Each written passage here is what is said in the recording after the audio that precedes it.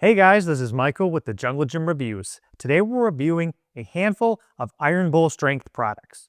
Primarily this Frankenstein upright / power rack. The Frankenstein uprights are their take on the keyhole design combination 1" and 5/8" holes on a 3x3 11 gauge upright rack, a center mounted high-low pulley, a side mounted functional trainer. They also sent me some additional products like their lever arms, bumper plates, and even their top of the line adjustable bench to check out. And I've had these things here in the studio for months, so I have a ton of feedback. I don't want to spoil it too much. Some of it's great, some of it's not so good. I have a feeling this is going to be an in-depth video, and we're literally going to walk through everything on here about the rack, about the other products, and hopefully after today, there'll be a few things for Iron Bull and consumers to consider, so let's check it out.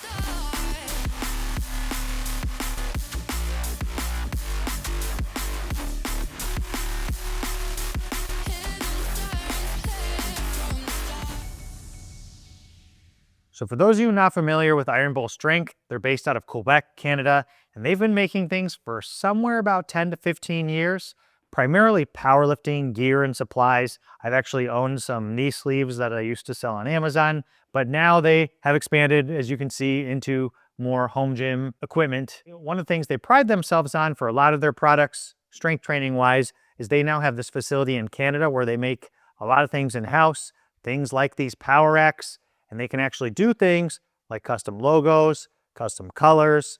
I saw their custom dumbbells they can do at Home Gym Con this year.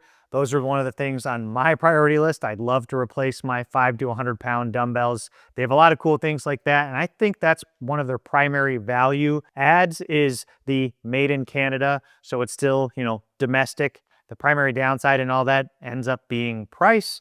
Now, before I get into the video, you could quickly hit that subscribe button below if you haven't already. It's going to continue to help us grow the channel. Make sure you get notified when we post these 2-a-week reviews throughout the rest of 2025. And as always, if you're interested in purchasing this after the review, please check out the affiliate link in the description below. All right, so the thing that people are probably going to be most interested in is the actual power rack, is the uprights called the Frankenstein uprights. These are 3x3 uprights, 11 gauge steel, so industry standard. The cool thing about these, why they're called the Frankenstein, is they have this keyhole design where it suits 1" holes or 1" attachments on top, and on the lower side, 5/8" attachments. This is really helpful to use both sets of attachments. Different companies like Rogue, one of my favorite budget racks companies, Titan Fitness, has already done something like this, but they only do this keyhole design on the side. Other racks, like you'll see over here, just do a pretty typical standard 1" all around. I personally like the keyhole sides because, again, just more attachment, cross compatibility. What Iron Bull did with these Frankenstein uprights is instead of just putting the keyhole on the sides, like Rogue, like Titan, like others, they made it on both sides. So now no matter where you are, you can use 1" or 5/8", which is pretty nice. Now, as I said in the intro to this video, there's a lot of things they did that I think are really cool. And there's a lot of things they did that I think could be a little bit better. With these Frankenstein uprights, I will say the first thing I wish and would want to be better is if you notice people like Rogue, like Titan, their keyhole has actually more of like a U shape, whereas this sort of looks like an upside down snowman. And the reason for the U is that when you stick in a 5/8" into the hole, it'll actually drop a little bit lower. Well, here you actually have to kind of make sure it lines up exactly in the 5/8" hole. It's not really a problem, but it's actually a little bit easier to get your 5/8" attachments if this is just a straight U design rather than these two kind of circles merged together. I think it looks kind of cool though, is the other side. So maybe they thought about that. That's just one thing I've noticed a handful of times, especially when you're going to put in something heavy like lever arms. Overall, that's more of like a nitpick personal preference on my side. What I didn't mention, they now have Frankenstein cross members. So just like the Frankenstein uprights where you have this keyhole system, 5/8 and 1", you'll see on their website, their Frankenstein cross members are just like those, but they are oriented horizontally. So the Frankenstein uprights are a pretty cool option here. I received the Frankenstein uprights pretty much the first batch. They hadn't yet had the Frankenstein rack builder, which is what they now have on their website. And the main difference is I have Frankenstein uprights, but my cross members you'll see are still traditional, just 5/8 inch hole cross members. The 5/8 inch is their PR2 or PR1 line. The PR2 is a 6-post power rack, and their PR1 is their 4-post 5/8 power rack. So this rack was technically the PR2 rack builder, but they swapped out Frankenstein uprights instead. So that's why I have this mix and match of 1 inch and 5/8 plus 5/8 inch cross members. If you step back and take a look at what I added on to this high-low center pulley, you will actually see how straight, or in this case, how not straight, this top cross member is. Well, you'll see it kind of slants down a little bit, and it will be mirrored on the bottom. When you see the bottom cross member as well for this high-low pulley kit, it's kind of pulled up. Now this center mount high-low pulley kit, while it works very well for being a center mount plate-loaded trolley system, basically has these rollers that roll up and down the uprights. Plates you're able to load on either side. The paint on here is very smooth, so it minimizes the amount of friction. And the rollers, everything very solid. Cables, the pulleys feel great. This feels just as quality as the dialed motion ibex that I reviewed earlier last year. So it feels really good. The big downside about this particularly then, one, based on where this is located, I have no way to hold down my knees because I'm in the center of an opening. So you can't really move forward because you're hitting this bracket and then your lat pull down bar would hit this. So then your option is to kind of move back, which is fine. You just need to get some leg rollers or something here, or you need to get something like Rep has or Titan has, which is the leg roller / holder that comes, out and in a little bit. And then when we're talking about the low pulley, again, everything's very smooth. Works great for something like bicep curls where you could just need to come over and stand right above it and pull or whatever you need to do. When you want to do something, which I argue is a major use case for low rows, it is super awkward because this close to the rack, you have absolutely no range of motion. So then your next option is to do what I did and try to, kind of situate your feet on the little end of the Iron Bull logo stopper here, which is also very awkward. Or DIY some sort of attachments, go get some wood blocks, some dumbbells, and brace them on something in order to give you some extra space, which is pretty much what I did in real life, in the real world. The lack of original attachments to support doing this easily was probably my biggest complaint about the high-low pulley, and the fact it didn't really fit with my uprights, which I think they realized after the fact, because again, when I ordered this, I was allowed to piece all these things together. PR1, PR2 can get this center mount high-low pulley kit, but the Frankenstein rack does not have that currently as an option on their website. So just know that. I don't know if they're improving it. I don't know if they're going to come out with their own version for the Frankenstein rack. Now, one of the other big things they showed off at Home Gym Con that I didn't originally have with this rack are going to be the FTPL trolley cable attachment.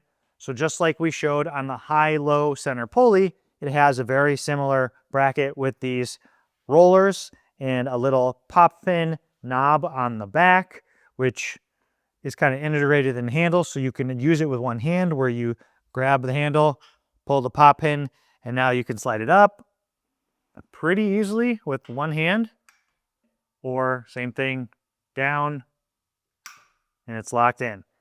And the front of this is a pretty much little more than 180 degree. It's got 2 pulleys, and I really, really like, one of the things they absolutely kill with all their products, and kill meaning do a really good job, nail, do a great job on, is the design. Same thing with things like this. It looks very like sports car wheels, cutouts, and I'm a big car guy, so I do like a lot of their like aesthetic and design on their products. I have had a few issues with several things I got from them from day one, that either I was missing parts and then they shipped me parts and then the parts that shipped were missing parts. And it got to a point where I really just didn't want to keep having this back and forth because I have a lot of other things going on. I have 2 jobs as an engineer and reviewing equipment and assembling equipment and a bunch of other things in and out. And I can't really just babysit one specific company to make sure I get all the things that's needed. The reason I mention that here is when they sent me this, they didn't give me handles. I would hope they would get handles with a $1,200 cable attachment, which, by the way, is about how much this costs. And I will say it works really well. It's a 2-to-1 cable ratio. Cables are mounted on the front. It's got a high pulley for when you're pulling above it and a low pulley for when you move this up the rack. So just like a normal traditional functional trainer. And this is so smooth, very smooth, buttery smooth. I mean, really good. In theory, you can load the outside. It'll evenly distribute the weight that's loaded on the outside between all 4 rollers. Well, what happens though at very heavy weights, basically when you put anything more than, let's say, 90 pounds on this, what happens is it sort of pulls it down, which isn't a problem in and of itself, but it creates more tension on the inside rollers. And you can actually feel a little bit of the vibration of the rollers getting pulled in and the holes. As it goes up each hole, you'll kind of feel that like click, click, click, click, click. It doesn't make it less smooth at all, but it definitely gets some noticeable vibration. And the reason for that, again, is because you're essentially torquing, loading one side only. So it's always going to twist, towards one side. These inside holes get felt just a little bit, kind of like you're going over the littlest, tiny little speed bumps. That's the best way I can say it. So how they can fix that is simply by just having the option to have a weight horn on each side. As you can see, this is like a welded design or pressed design, so they do not currently have that option, but I would strongly suggest to them to take in dialed motions, footsteps, and at least offer some sort of removable weight horn on the inside. Then people can load the weight same, then it can be evenly distributed, then you completely negate that issue, and it is just truly smooth. And when you're paying the kind of money you are paying for this rack, for this made in Canada stuff, this rack, by the way, anywhere from $3,000 to pretty much how it's shown here, $5,500. That is a lot of money that you are paying. I don't know that that's worth it unless you specifically want like something like the color options, or you really like the fact it's domestic. I'm moving away from the plate-loaded cable attachment lever arms that currently are an offering as part of the package, so you can build these out. They have some unique or cool features, or features that I mentioned they have taken from similar companies and kind of tried to make their own. First things first, things like these handles here. They have this little key, which I think is awesome. Again, some of their logos, aesthetic design, as I mentioned, they did a really good job with. These are basically like multi-angle handles, so you can lock this into your traditional straight handle here, or move it in, I don't know what the degree increments are. I'm going to assume that's like 30 degrees, maybe 60 degrees, and then 90 vertical. You can do the same thing on the downside. So no matter if you're pressing, pulling, you can find a grip that's comfortable for you. I really like that. I'd maybe like to see these a little bit longer towards the middle. When you think of something like Mutant Metals, that might actually come out another inch or two, depending on the handle length, like 12 to 14 inches. This might be, somewhere in like the 10-ish range. So I'd like to see at least another couple inches there on the handle length, or interchangeable handle options. But overall, as like a as-is lever arm, this is probably pretty as good as it gets for the price and being simple while still providing some nice quality of life features. That's one nice thing. You put the little key in there and now it's locked. One of the other cool things about their lever arms here, they have the key slot up here, so you can do one of two things: lock it in any one of 5 positions like this, laterally, or in the modern day with the jammer arms, lever arms, how we like them, you take this out, you take both sides out, and now you've created like a little more free swinging, free motion arms that can go wherever you want to do them. So I like doing things like pressing like this, feels pretty natural. When you have them a little bit lower, things like rowing, it gives it just a little better feel. And with the different angle grips, you can kind of just really figure out what works for you. Lever arms in general, though, are kind of a hassle to move, and that then is the only real downside of these. You can lock them vertically. So just like we've seen in the Vendetta Strength and Athletics brackets that go 360 degrees, these have something similar where you can lock them at a couple of different angles to start. So whether that's on more of like a incline like this, you can start them there, or like that, you can start them there. Their version of the, let's say the original Vendetta brackets, I'm sure it somehow gets around some sort of patent there. The fact they don't go all the way around, although I would really like to see them have more options, because I would personally like to store these even higher out of the way, let's say up on an angle like this, but you currently can't do that as is because there's no holes to do that. That's the benefit of the things like the Vendetta brackets. So if Iron Bull could implement that without maybe infringing on some intellectual property, I would think that's pretty cool. Now, again, with the small learning growing pains, this is going to be one of them. These hitch pins are 5/8 inch hitch pins. You can see just how wrecked these are just from inserting them in and out of that hole slot. The reason being is because these holes and the tolerance is just a little bit too small to match like the paint and powder coat on this 5/8 inch hitch pin. So I'd literally get stuck every time I'm in here, moving it in. And you have to get the jammer arm in the perfect place just in order to lock it into position. And as you'll see here, you might wonder why I have a band peg as the main locking pin. Well, that's because somehow the 5/8 inch hole on the top of the jammer arms, this hole, and doesn't perfectly center align with these holes to be able to put a 5/8 inch pin at all through there. I've tried, trust me. So bear with me here. 5/8 pin. We can get it through one side, but we are not gonna get it through the other side at all, ever. And if you do, you're not gonna get it out. So that was the extent of my success right here, is that's how far I got that 5/8 inch hitch pin. So for whatever reason though, these are a little bit narrow diameter, so they fit through just fine. That pretty much, I would say, sums up my experience with this rack, which is they have a lot of great functionality. They have a lot of great things that look really nice, but when you start to like use it, you just find the little things where you're like, oh, I wish that could be better. Or, I don't know why that hole is not a little bit bigger so that fits in there. Or why would they supply these if they don't fit in that hole? Stuff like that, stuff like this cross member, things like if you walk in here, well, we have a 6-post power rack, we have this high-low pulley kit, and our builder shows the high-low pulley in the center.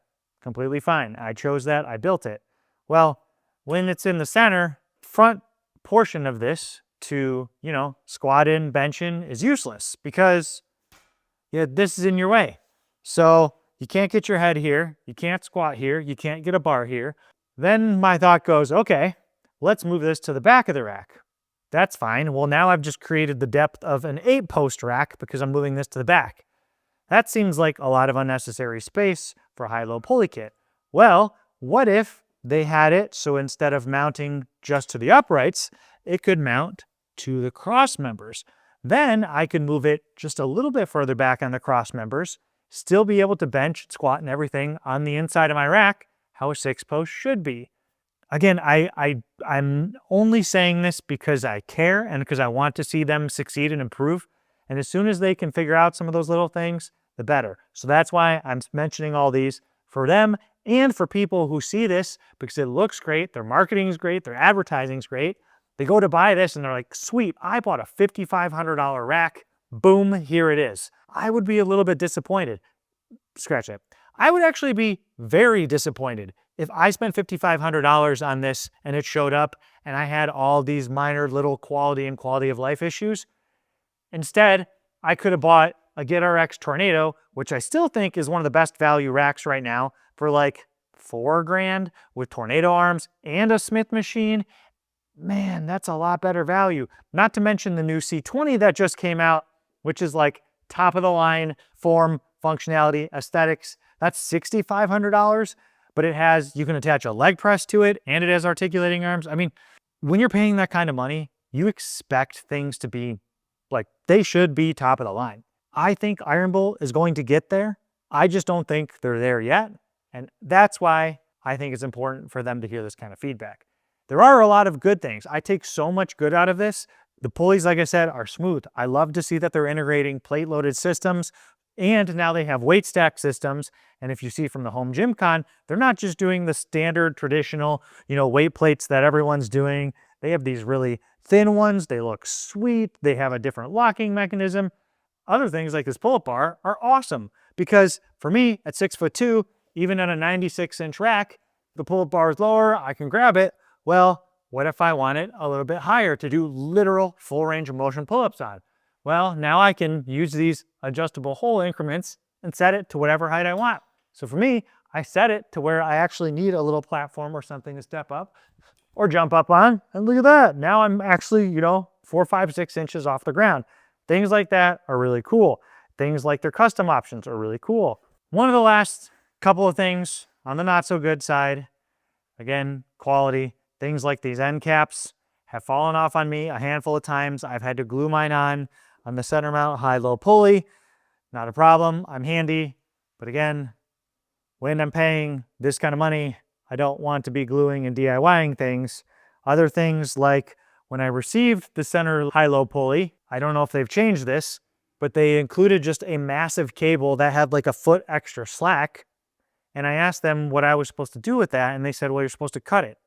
Like, cut it with what? I can cut uprights with a Sawzall. I can build my own DIY garage. Like, I'm very handy. I don't have a tool to cut a 1/4 inch or 3/8 inch or whatever steel braided wire this is. Not something I want to be doing when I'm spending this kind of money. While we're here too, one of the other things that I think could be improved, if you look at this, every other power rack I've ever assembled, the bolts will have some sort of locking washer or locking nut. You'll see here, it's just a nut and a washer. If, someone's squatting 400 pounds and constantly setting a bar and weights back on here, I'd be concerned there is the potential for one of the frame bolts or something to come loose.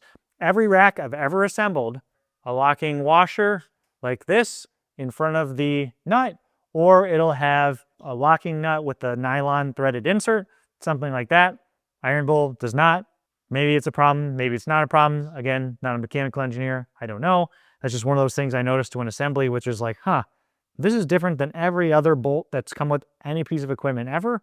I just don't know that they've ever had someone tell them they should do it another way, or if they really thought through this. And maybe they have, and maybe I'm just worrying about it too much. The last thing is going to be the rack and the feet and the stability. You'll see this is literally just a 3x3 upright with a little bracket for the feet. That's only maybe about like 2 inch by 2 inch that you bolt in. Well, in theory, that's fine because you have 2 different sides and feet on all the sides. Now, every other rack I've had has this welded big foot pad. Well, you look at a Rogue rack, you look at a Titan rack, you look at a Rep rack, you look at a GRX rack. That's like a 4x6 or a 5x8 pad for a reason. That is the stability of the whole rack.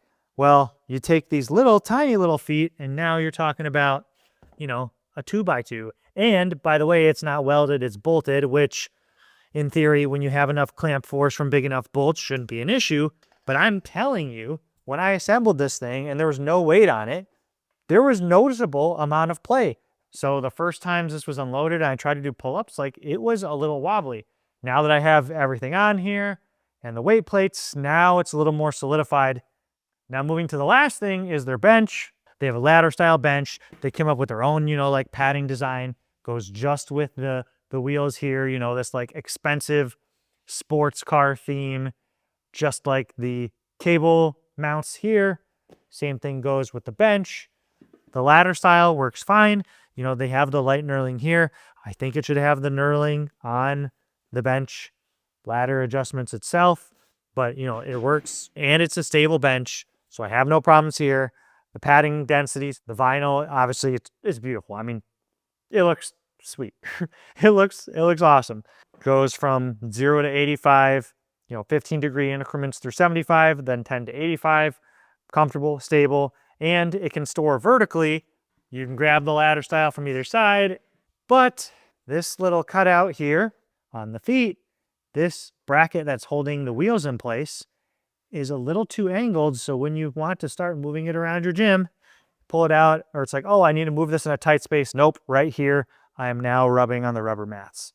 So as soon as you get to this height, like the wheels start locking because the wheels are no longer touching the ground. I understand they're trying to make it so it stops so you can do this little kickstand thing. But again, as an engineer, they're off by just a few degrees. So I want to like all this stuff. I really do. But there are some things that need improvement. Overall, though, the bench is super stable. It looks super sleek. I mean, it's a tank. It's super heavy. And it's really cool knowing that they are unique because, again, they make everything in-house when it comes to like the racks and the rack attachments, stuff like that. And so they have a lot of control over the specific design. They're not just importing a generic design and slapping their brand on it. No, they're actually making things from scratch. So that I really admire them on, and that I give them brownie points for. But as with some of the things I've mentioned and will continue to mention, there's little things that you can tell they're still in their, let's say, infancy or learning phase when it comes to some of the specific design and things they need to improve. But I can't at all fault them for that, and that's part of the learning and growing experience, and I'm sure they're going to take my feedback and feedback of others and implement it and grow, because that's what good companies, hungry companies do, and that's what will make them successful long term.